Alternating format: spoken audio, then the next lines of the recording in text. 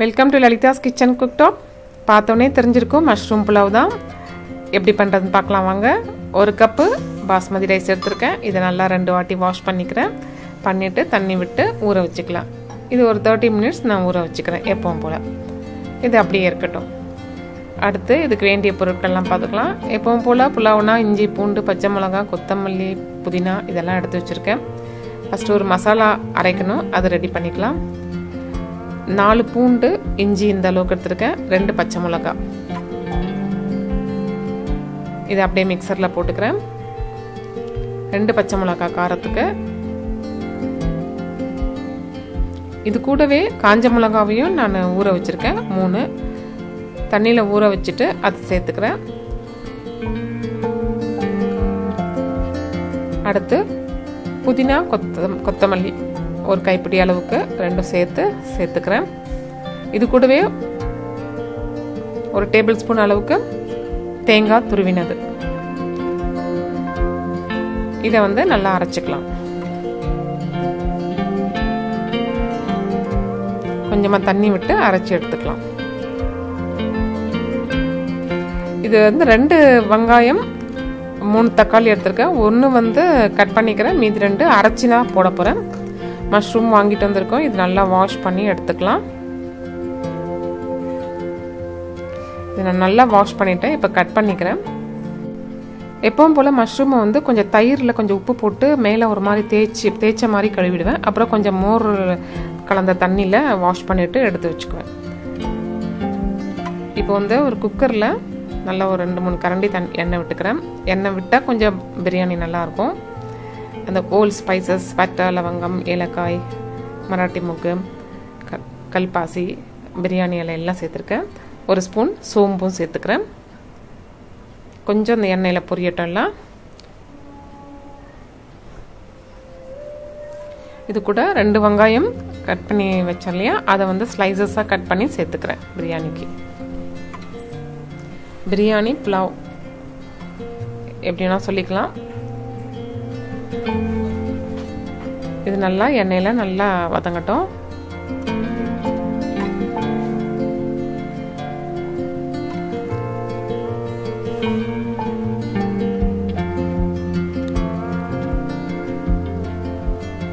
இப்போது வெங்காயம் கொஞ்சம் வதங்கி வந்திருக்கு.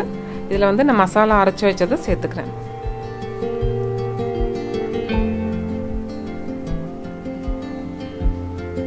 இதை நல்லா கலந்து விட்டுக்கலாம். அந்த பச்சை வாசனை போகிற வரைக்கும் நல்லா இந்த எண்ணெயில் வதக்கணும். அப்போ தான் அது நல்லா டேஸ்டியாக இருக்கும். எண்ணெய் பிரிஞ்சு வர அளவுக்கு அதை நல்லா வதக்கணும். மீடியம் ஃப்ளேமில் வச்சுட்டு வதக்கணும்.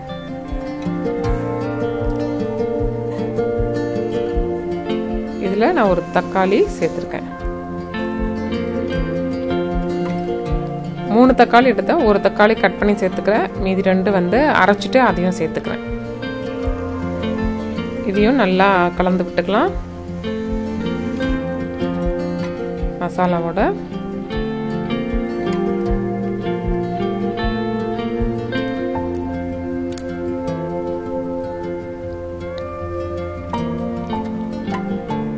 இது கூட டேஸ்ட்டுக்கு உப்பு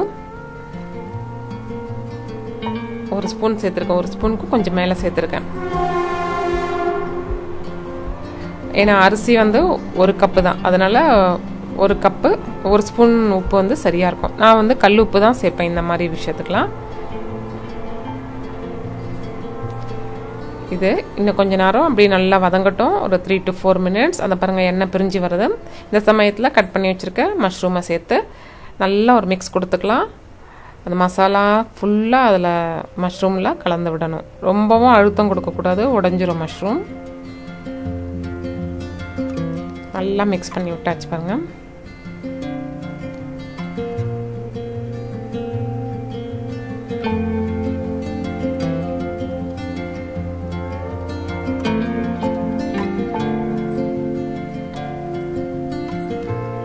இது கூட 3 ஸ்பூன் தயிர் சேர்த்துக்கிறேன்.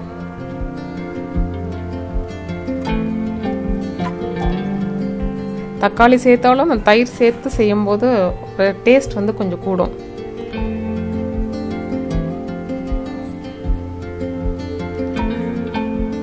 நல்லா கலந்தாச்சு.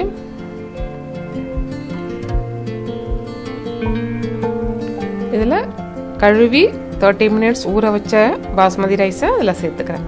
இதையும் ஒரு நல்ல ஒரு குட் மிக்ஸ் கொடுத்துக்கிறேன்.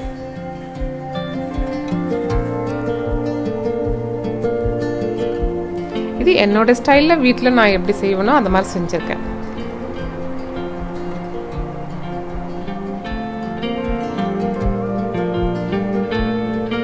நல்லா மிக்ஸ் பண்ணியாச்சு. இப்போ இது வந்து குக் ஆகிறதுக்கு வேண்டிய தண்ணி விட்டுக்கலாம். நான் 1 கப்பு பாஸ்மதி ரைஸ் எடுத்தேன். இந்த டம்ளரில் இது கொஞ்சம் பெரிய டம்ளர்னால இந்த டம்ளரில் ஃபுல்லாக தண்ணி விட்டுக்கிறேன். அது கூட கொஞ்சம் மிக்சர் கழுவுன தண்ணி இருந்து ஒரு 1/4 கப்பு இருக்கும், அதையும் சேர்த்துக்கிறேன். 1/4 கப்பு தண்ணி விட்டுருக்கேன். யூஸ்வலாக பாஸ்மதி ரைஸ்க்கு 1 கப்பு ரைஸ்னால் 1.5 கப்பு தண்ணி விடுவோம். இதில் வந்து கொஞ்சம் கரம் மசாலா சேர்த்துக்கிறேன். கடைசியாக இதை சும்மா ஒரு மிக்ஸ் கொடுத்துட்டு ப்ரெஷர் பண்ணிக்கலாம். இது வந்து மூடிடலாம். மூடிட்டு கொஞ்சம் ப்ரெஷர் வரும்போது நான் வெயிட் போட்டுக்கிறேன். இதை வெயிட் போட்டுட்டு ஒரு 10 minutes ஸ்லோவில் வச்சுட்டிங்கன்னா 10 minutes நீங்கள் திறந்து பார்க்கும்போது வெந்திருக்கும். இல்லைன்னா நீங்கள் ஒரு விசில் வச்சுட்டு எடுத்துக்கலாம். பாருங்கள், நான் 10 minutes நான் விசில் வைக்கல, ஒரு 10 minutes அப்படி ஸ்லோவில் வச்சுட்டு திறந்துருக்கேன். வெந்திருக்குது பாருங்க.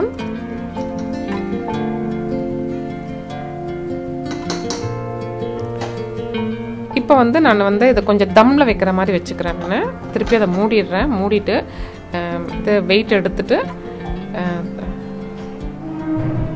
ஒரு தவா வச்சு அது மேலே அதை வச்சுட்டு ஸ்லோ பண்ணிட்டேன். நான் ஃப்ளேமை ஃபுல்லாக ஸ்லோ பண்ணிட்டேன். வச்சுட்டு இது வந்து ஒரு 10 minutes அப்படியே வந்திங்கன்னா மலர்ந்த மாதிரி வரும், நல்லாயிருக்கும். மஷ்ரூம் புலாவ் ரெடி ஆகிடுச்சு. செஞ்சு பார்த்து எப்படி இருந்ததுன்னு கமெண்ட் பண்ணுங்கள். சப்ஸ்கிரைப் பண்ணாதவங்க பண்ணிவிடுங்க. இதுக்கு ஆஸ் யூஷுவல் புலாவ் பிரியாணினா தயிர் பச்சடி இருக்கும்.